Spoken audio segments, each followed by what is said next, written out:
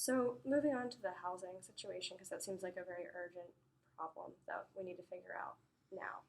Um, so, have you thought about your options for what you could do?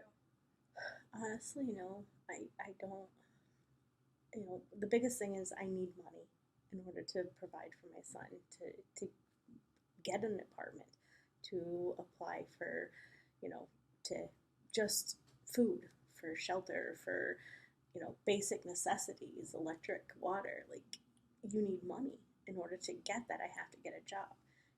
Last time I worked, my husband found out where I was working. He was constantly showing up. I ended up getting fired, and it was like I was constantly nervous, so I was constantly calling in. So trying to hold down a job, with somebody who's constantly trying to get you fired, or constantly trying to find you to hurt you, it's not possible. Yeah, that's really frustrating because that's not even your fault. You didn't even really do anything to lose your job, and that must be like, you try as best as you can, but you keep hitting these walls. It's definitely hard. It makes it everything more challenging. It's like you don't even want to try. But like I have my son, so I have to. Like, I have to provide for him, and like I can understand, how my friend and his wife, how hard it is for them to support us. But I don't think they understand like where it's coming from my point of view, and it's almost like they're putting us back in danger. Yeah, it sounds like you really care about your son. And he's kind of my life, Yeah. I mean, he and I, we only have each other. I mean, it's hard because he wants a relationship with his father, but he was so young, he really didn't. He doesn't know all of what happened, so it's hard to kind of keep him from his father, but I'm doing it to keep him safe. Yeah, and I feel like as he gets older, it might be a little bit difficult for you to explain that to him too. Most definitely, and especially because, I mean, just other people in our life have always judged me for keeping him from his dad. I mean, they don't see him as much as a bad person because they weren't there and they didn't experience what we went through. But I'm afraid that like I'm hurting my son by keeping him from him, like in the long run. But I know like right now it's keeping him safe.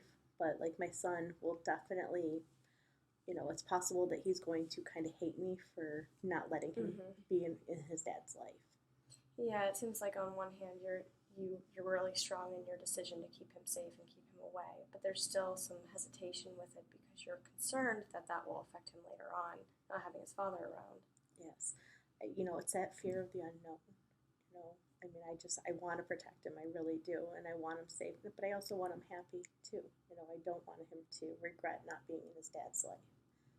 Yeah, and that's definitely a difficult thing to have to deal with.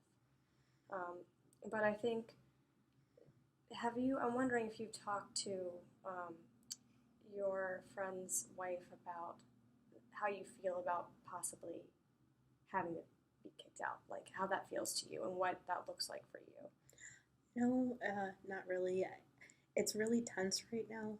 She, I'm not really good at confrontation, obviously.